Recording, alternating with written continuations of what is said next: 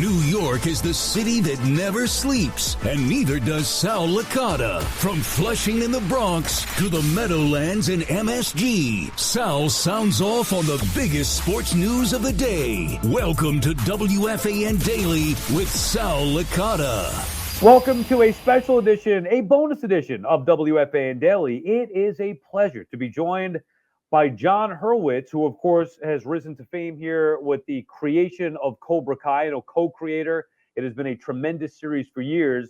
But the reason why I wanted to have Jon on, not only to talk about Cobra Kai, because he's a die-hard New York Mets fan. So we want to get his thoughts ahead of spring training. Jon, we appreciate you taking the time to join us today. How are things? Things are great. I'm happy to be here. All right, so tell me a little bit about Cobra Kai first. Before you get to give us your Mets thoughts and all that stuff, I want to hear about how you came up with the idea. I love the show. Actually, I just binged the final season and final episode over the course of the weekend, but I was really into the show from the beginning, all the nostalgia of it. That's right in my wheelhouse. How did you come up with the brilliant idea? I know you're a co-creator on this project. Take me through that thought process. So this is something that we've been talking about for a long time. My partners are Hayden Schlossberg, who I've been friends with since high school, and Josh Heald, who I've been friends with since college. So we've all known each other since we were teenagers. We all grew up on the same entertainment. We all loved the Karate Kid movies. At first it started off, the inspirational sports story, the underdog story of Daniel LaRusso. But as we got older and got more into comedy, we thought there was something ridiculous about there being this, teenage karate gang that's terrorizing a high school. We became obsessed with William Zabka and just the idea of the Cobra Kais. So when, we were young screenwriters in Hollywood, we were, in our 20s, and we were, at this time, I was writing Harold and Kumar Go to White Castle with Hayden, and Josh was, thinking of movies like Hot Tub Time Machine.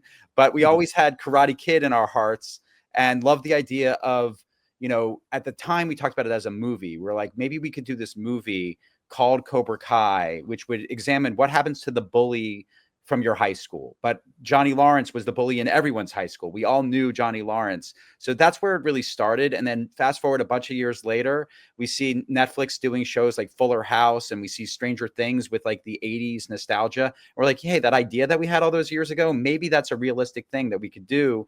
And, we put it together, and the rest is history. Was it difficult now you had some success, as you mentioned before. It's not like you're coming from nowhere and here's a screenplay and boom, here we go. So you did have some success, you were no name. Was it difficult to get that approved, or was that a thing right away, boom, people loved the idea? It was a process. I mean, the good news was that people were loving the idea. So like the process was, we found out who has the rights to Karate Kid. And at the time it was Will Smith's company was kind of like guarding the gates of it because they had made the movie with Jaden Smith. So we ended up basically having a meeting over there. They loved it. We met with Sony, who controls it beyond them. They loved it. And they were like, okay, well, go get the guys. Well, we knew William Zabka a little bit. He actually was in Hot Tub Time Machine, and we had tried to get him in a Harold and Kumar movie. So we all knew him in the past, and he was a great guy. That was an easy meeting. That was a quick meeting at a Mexican restaurant over chips and salsa, telling him what we were doing, and it was just blowing his mind. And he's like, okay, well, do you have Ralph? We're like, well, we got to get Ralph. He's like, good luck. So we flew ourselves to New York, had a lunch with Ralph that was about 4 hours long, where we kept explaining over and over again kind of like what our plan was. And, the thing that was interesting was, we were like, will he do this? Will he not do this? Because it was called Cobra Kai, and he's not the entry point of the show. But I think part of that was what was interesting to him. He had been pitched the Karate Man over and over again. This was a different way in, and we were examining a world where you didn't have Mr. Miyagi in his story, at least alive in his story. So that was a big part of it. It was what's a Daniel LaRusso story look like in a world where he doesn't have his mentor there to guide him. So once those two were in, we were smooth sailing. Yeah, I was gonna say, once you got Ralph, then the rest is history. And then you were able to get a ton of, like, that's what I loved about the show the most, is that you struck a perfect balance of creating a newer show, which a different generation could get behind and have similar, of what we felt watching the Karate Kid when we were younger. So where it takes it to a new level, but also touching all the right nostalgic feels with the connection back to the original original movie. All the music that you had, all the different actors and actresses came back as well. You freaking nailed it every which way. And I'm assuming that's a process that just evolves. Like you come up with the idea, you get these two fine, and then how do you build it out from there that turns it into the phenomenon that it became? It was really just following our instincts of what we wanted to see, and that's how we've worked our entire careers. I think we had this instinct that there's also three of us, and eventually a writer's room beyond that, where we're all talking at length of every decision we're making. For us, it was, if you're bringing back an original character or doing a callback of some sort, it needs to be more than just, hey, remember this. It needs to be adding to the present day story. It needs to feel fresh. It needs to feel like each time we're doing something, it's a little bit different. And we were just diving deep with all of that stuff. So that was a huge part of the fun of the show for us. And equally important was creating a whole new generation of Karate Kids and having, for a younger audience, people like my children's age who are able to watch the show, and they're connecting with the younger cast in the ways that we connected with Daniel way back when. Now, for you, I'm assuming this has taken you personally into a new stratosphere as far as your level of fame with the success of this show. Absolutely. I mean, this has been our biggest success. We had made, the Harold and Kumar movies. We had made American Reunion, which is an American Pie reunion movie. We had done the movie Blockers. So we've done a number of things over the years, but this was a whole new level, this worldwide phenomenon of the show. And it's been a dream come true. And how about the decision to, and we'll get to the Mets in just a second, but I'm fascinated by this, like how now people consume shows. So you made it for, boom, here are the episodes, go nuts and watch them and stream them. And then you held on to that final episode. How about the process of writing a show that's going to be out there in one sitting that people consume the shows, and then also holding off on that final season or the finale of the show? Well, it was always the stream model. That's what was going on when we were selling the show. So we always viewed it as just a supersized movie. We came from the movie world, so we view this as a supersized movie with 10 chapters within each season. And each episode has to work as an episode, but it has to tell a larger story. For this final season, we did 15 episodes. And, we ended up dropping 5, 5, and 5 over the course of, a stretch of, 9 months. And, it was something that was different. It wasn't our preferred way to drop the show, but it was one of those things where enough time had passed between seasons. There was the strike. There were a number of things that were delaying things. So the goal was to get episodes out to fans as soon as possible. And we wrote them as 3 distinct parts. So having this, final 5 come out the last week was just amazing, because that's what we've been building to this whole time. If you watch the first season and then you watch those final 5 episodes, you see lots of callbacks. You see the spirit of that first season and sort of where we started bringing it back full circle. Yeah, I loved it. Now, did you always have that ending? And I saw you in the making a cameo there in the end, which I thought was great. Did you guys always have that ending in mind with Cobra Kai prevailing and however you had it work out there? Well, the Cobra Kai prevailing element and Johnny having this, big success, and where Johnny and Daniel land, all of that stuff was something that we planned from the very beginning. Our own cameos, that was not something that we planned. That was something that was fun. People kept being like, "You got to put yourself on the show. You got to put yourself in there." And we thought of a little fun Easter egg to throw us in there towards the end. I love the way you did that. Now to the Mets, and we're going to tie it in here. Another Easter egg that I noticed. Kevin Burkhardt made an appearance in the final season. And I'm assuming, I know Kev is a big Hollywood guy now doing Super Bowls and stuff, but he rose to fame at SNY doing the Mets. So I'm assuming that there was a little tie in there with you being a diehard Met fan, building up a relationship with Kevin Burkhardt, getting him in there. It's so funny. So ever spoke to Kevin Burkhardt was the night of the wrap party for our movie American Reunion. Somebody who worked on the movie knew Kevin as well. And, she ends up grabs her phone, calls him, puts him on the phone with me. This was the same day that the Mets traded, was it Beltran? It was when we got, it was for Zach Wheeler. Yes, it was that night that happened. So the first time I ever spoke to Kevin Burkhardt was that exact day. And we're talking about that trade. Over the years, we become friends. And I've gotten to know him pretty well. And I knew he was a fan of the show. And when we were doing, this big worldwide tournament and was going to be, everyone's all eyes are on it.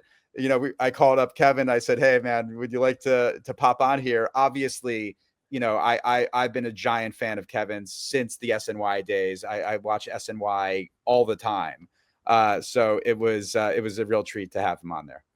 Kevin, I don't know if you know this, but he used to work at the Fan. So I go back years with him. And it's funny because I knew I was going to have you. I wanted to have you for a while. And then I saw something pop up and I'm like, oh, well, it's the final season, Cobra Kai. Now's the time to do it ahead of spring training. Let's see if you're available. And then I was binging the final season, the final second and third parts of the final season. And I see Kevin. I'm like, oh my God, that is great that he made an appearance on that. Also, Ralph, a big Met fan as well. So I'm sure you've had plenty. You and Ralph talk about your Mets quite a bit. We talk Mets all the time. We've been to multiple Mets games together. Our families go to Mets games together at Citi Field.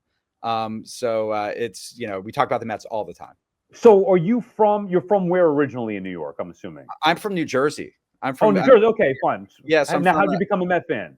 It's funny. I lived for 7 years in Pittsburgh, actually, from first through seventh grade at the peak of Mets in the 80s. And my father was a fan of New York teams. My father's actually both my parents are from the Bronx, actually, originally, and they were always Yankee fans. But during that one stretch of time, the Mets were really good, the Yankees were not good, and the World Series was happening. So that was my introduction to baseball. So I was watching the Mets back then. I remember being in Pittsburgh.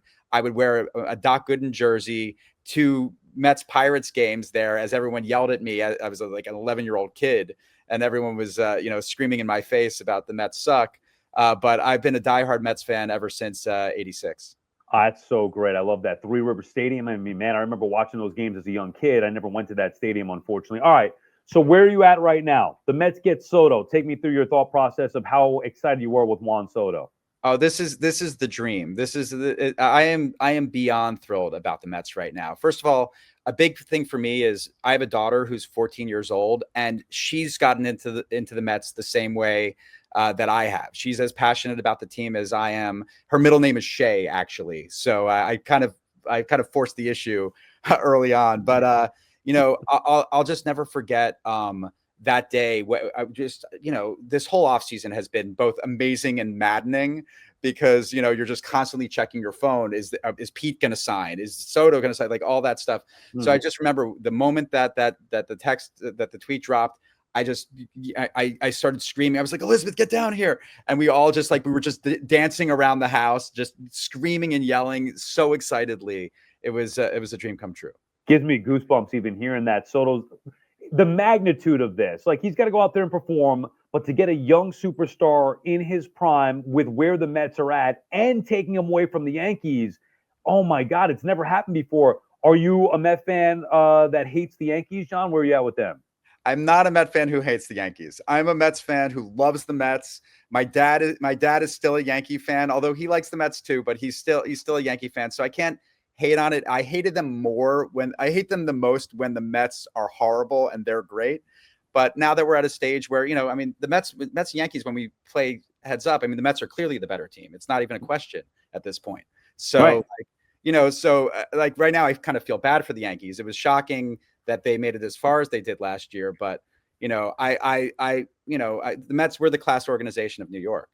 Swept them last year head to head. As I told, we had Aaron Boone in studio a couple weeks back, and I told him at the end of the interview, "Hey, good luck in the Subway Series. Maybe you guys will get a game this year."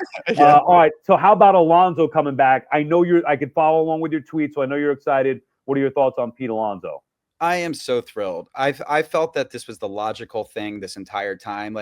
I always like to take a step back during the offseason, and I'm thinking of these moments. I think of these guys as humans. I know I've been through my own kind of business negotiations over the years, and I know how I feel in these different moments, and I know how I feel on the other side of them as well.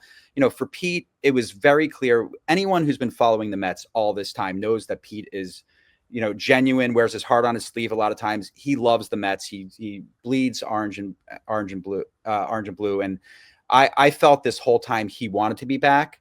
I've also believed that the Mets wanted him back, at their price and on their terms. But, I think that it was an obvious thing for both sides. So it was infuriating all offseason, hearing all the nonsense, all the noise. And the moment when Steve Cohen came out there during that fan fest, I actually was like, I think we're getting him back, because I felt that was his moment in putting it out there, saying, listen, we want him back. We're frustrated right now because we feel like we've made the best offer that's out there. Come on, let's just get this done already. And, I would say if I'm Pete, and I'm hearing my bosses being like, kind of frustrated, a little bit at their wits' end at a time when, like, I know that this is where I want to end up. Like, eventually I feel like they were going to come together. Yeah, I'm with you too. I felt like, and look, you're following it along, and it is frustrating. And Met fans were, you'd run into people, and I'd be like, "Oh my God, Soto," and they're like, "Well, yeah, but what about Alonso?" So it was such a huge talking point, even after signing Soto, that Met fans wanted their guy Pete Alonso back, but the Mets were ready to move on. And then Cohen comes out at Amazing Day and said that. And once he said that, I'm with you, John. I thought he was going to come back. Before we look ahead, I'll just say one thing real quick. I never believed they were ready to move on. Like, I thought when the Andy Martino story came out about, like, oh, the Mets have pivoted, like, I didn't buy the pivot, because the wording of the pivot thing was sort of like that they're assuming that, like, they're preparing for a world where they think he's going to go somewhere else. It was the same kind of language of, like, when they thought earlier in the day of the Juan Soto day, they thought he was going to go somewhere else. That didn't mean that was the reality of the situation. They were putting out there, we think that this is what's happening, but I believed in my heart at that time that Pete wanted to come back and that this was all negotiations. So, like, could have been, but I do trust the reporting with Andy, and obviously I know Andy well, so Sure. I'm familiar with that story. And you're right, it wasn't definitive. The Mets are moving on. Screw Pete.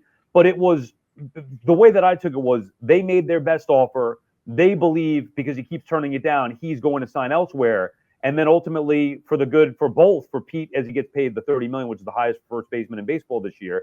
So good for him, and good for the Mets that they get their guy back at a good value. Last year, how exciting was it for you to follow a magical season all the way through, whether it's the OMG stuff, first year with Mendy, Lindor MVP, Grimace? What are your thoughts on the 2024 season? It was my favorite season that I've experienced. I remember 99 was a great year. I lived in New York that summer. I went to so many games. That was a fun, magical season. And they were similar in the sense that, like, they weren't supposed to be as good as they were. They started off not great and were kind of down and out.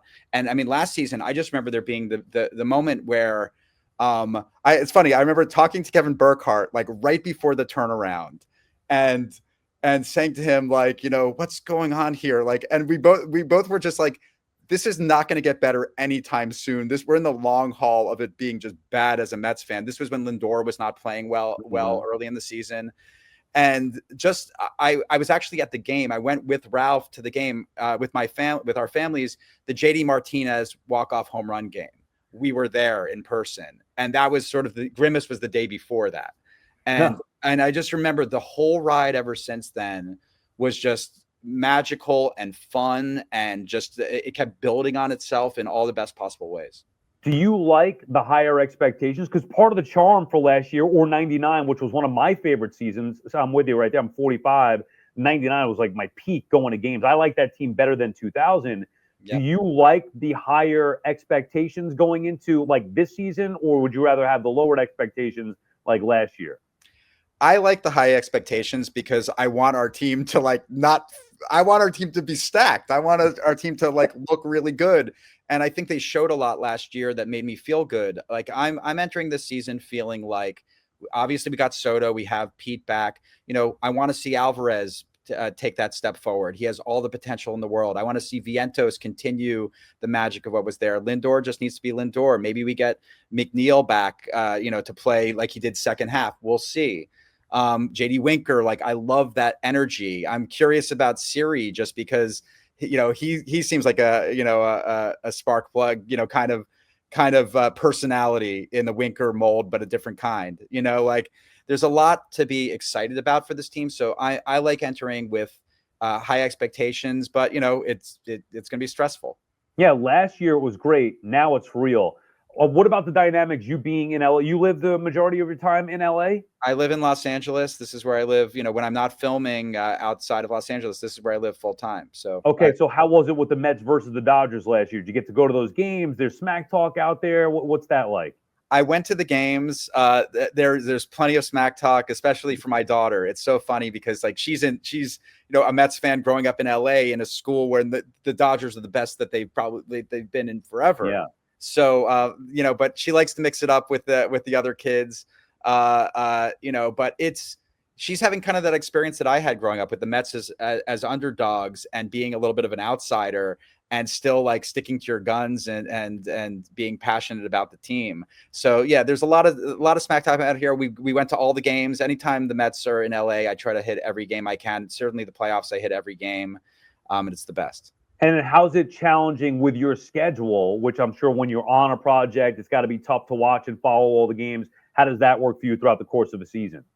Over the course of the year, if I'm not on set, then I'm finding a way, whether I record a game and I keep it for when I come home from work and I just avoid everything so that I could watch the game like that. Sometimes it's like, if it's a certain kind of work, I have it on in the background, at work. But I follow the Mets more than anything in my life outside of, it's my family, it's my work, and it's the Mets. Like literally that's everything.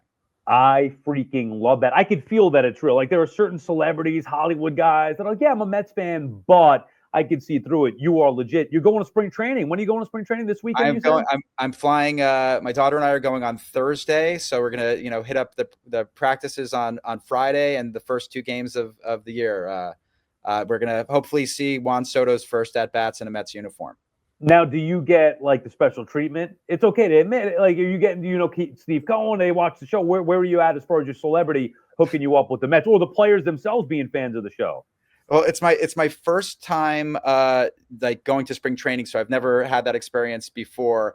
I do know, Ralph and Billy threw out a first pitch for the Mets, so I was on the field for that. My Cal Penn, who plays Kumar, threw out a first pitch, so I was on the field for that. I threw out a virtual first pitch during the pandemic, so I still haven't done one on the actual mound. So I do have some relationships there with the Mets, so I did reach out. I will have some special access. I don't know what that's going to look like. I don't know what it's going to be. It's my first spring training ever, but I cannot wait.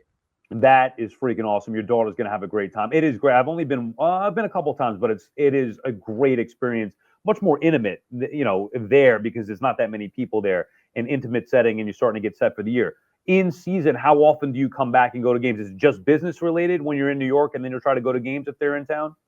It's usually if I'm in New York now that, I want to try to figure out a way to go to more games. It all depends on my work situation.